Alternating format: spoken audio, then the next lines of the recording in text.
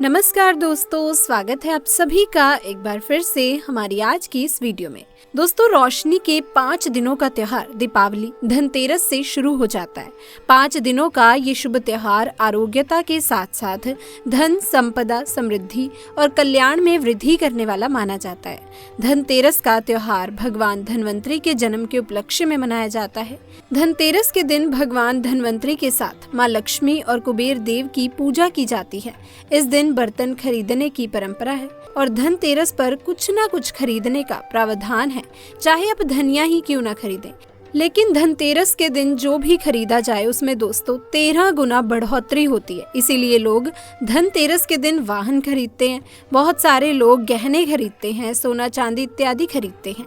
इसी के साथ धनतेरस पर सिर्फ आप 2 रुपए की ये एक चीज लेकर आए, घर में चमक जाएगी किस्मत, धन बरसेगा। कहने का मतलब है कि धन की बारिश होगी, आपके घर में सभी मार्ग से इतना ज्यादा धन आना शुरू हो जाएगा जिसकी आप कल्पना भी नहीं कर सकते। देखिए दोस्तों, धनतेरस पर भगवान धन्वंतरी की पूजा होती है। धन्वंतरी को आयुर्वेद का जन्मदाता और ज्ञाता माना जाता है। बड़ा ध्यान से देखना, तब आपको समझ में आएगा। और इस दिन हमें क्या खरीदना चाहिए ये भी मैं आप लोगों को बता रही हूँ। सिर्फ 2 रुपए की चीज इस दिन बहुत ही सस्ती, मात्र कुछ ऐसी चीजें होती हैं जिसे खरीदने से रोग और शोक ये दोनों मिट जाते हैं और जातक को सुख और समृद्धि की प्राप्ति होती है। आप अपने सामर्थ्य के अनुसार यहाँ बताई गई कुछ सामग्री को खरीद सकते हैं जिससे आपको लाभ ही लाभ मिलेगा। देखिए दोस्तों, जो धनतेरस का दिन होता है ये धन प्राप्ति करने का सर्वश्रेष्ठ दिन माना जाता है। धनतेरस के दिन जो भी वस्तु खरीदनी है उसमें 13 गुना ज्यादा प्रभाव बढ़ जाता है। मान के चलिए आपने धनतेरस के दिन जैसे कि कोई वाहन खरीदा है तो उस वाहन में इतना ज्यादा प्रभाव हो जाता है, 13 गुना ज्यादा प्रभाव बढ़ जाता है, तो उस वाहन के साथ फिर कभी भी कोई दुर्घटना नहीं होगी, किसी को नुकसान नहीं पहुंचेगा। कहने का मतलब है कि धनतेरस के दिन जो भी चीजों की खरीदारी की जाती है उसमें आपको शुभ फल की प्राप्ति होती है। तो हमें धनतेरस के दिन क्या खरीदना चाहिए?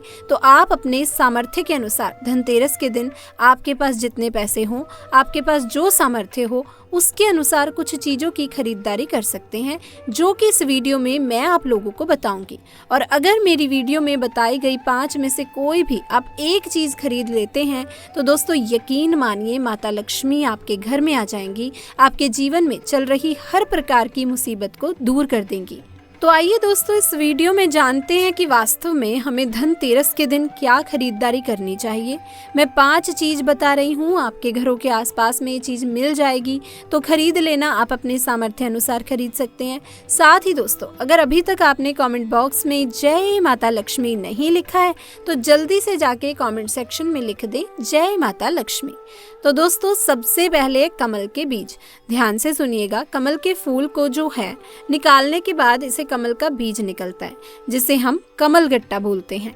जो इसके अंदर से बीज निकलता है उनकी माला बनती है, जिसमें माता लक्ष्मी को सिद्ध करने के लिए इनकी माला का जाप होता है। तो देखिए, जो कमल की माला के गट्टे होते हैं जो माता लक्ष्मी को बहुत पसंद है, कमल के जो बीज होते हैं माता लक्ष्मी को बहुत ही पसंद है। तो एक काम करना, धनतेरस के दिन धन्वंतरी महाराज को और माता लक्ष्मी को 5-5 आपको कमल के जो बीज हैं वो समर्पित कर देने हैं और आपको प्रार्थना करनी है कि हे माता लक्ष्मी, आप हमारी गरीबी को मिटा दीजिए।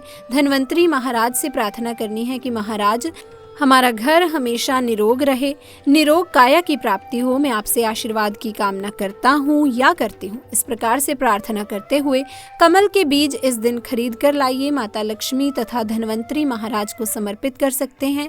आजीवन आप निरोग रहेंगे क्योंकि इस समय दिव्य शक्तियाँ जागृत अवस्था में होती हैं। धनतेरस के दिन और आपकी पुकार को वो सीधा माता लक्ष्मी और धन्वंतरी महाराज तक पहुँचा देती हैं। अब इसके बाद है औषधि।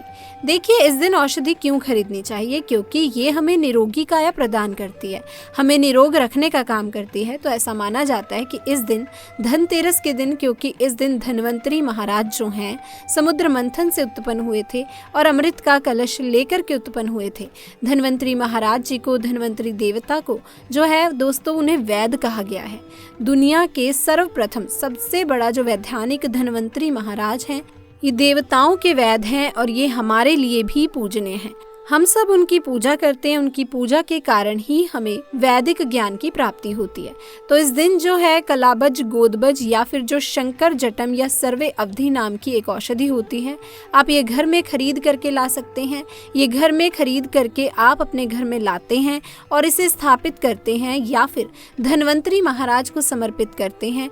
तो जब तक ये औषधि आपके घर में रहेगी तब तक आपके घर में बिल्कुल ही किसी को रोग नहीं आएगा। और ऐसा भी कहा जाता है आप जो हैं इस दिन इंद्रजाल नाम की जो जड़ी बूटी आती है वो भी खरीद करके ला सकते हैं। फिर किसी भी प्रकार की चमत्कारिक पेड़ पौधे की जो जड़ी बूटियां होती हैं या फिर चमत्कारी जो वनस्पतियां होती हैं ये खरीद कर लाकर धन्वंतरी महाराज को समर्पित करें।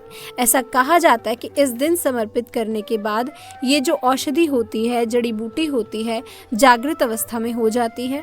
लंबे समय से कोई बीमार पड़ा व्यक्ति है, वो चलने फिरने में सामर्थ्य उसमें नहीं है, तो उसकी नाक में अगर इसकी 3 बूंद जो है औषधि ला रहे हो उसकी 2 से 3 बूंद दी जाए तो वो व्यक्ति भी ठीक होकर के कुछ दिनों के भीतर ही चलने फिरने के लायक हो जाता है। कहने का मतलब है कि इस दिन सभी प्रकार की जो औषधि होती हैं वो जागृत अवस्था में होती हैं, इसीलिए इस दिन औषधि ला करके आप जो हैं वो समर्पित जरूर करें। तो दोस्तों ये थी हमारी आज की वीडियो। आपको वीडियो कैसी लगी हमें कमेंट सेक्शन में आके जरूर बताइएगा। इसी के साथ इस वीडियो को जल्दी से जाके एक लाइक कर दें, शेयर कर दें और चैनल को सब्सक्राइब करना बिल्कुल भी ना भूलें। मिलते हैं किसी और वीडियो में, तब तक के लिए आप सभी का धन्यवाद।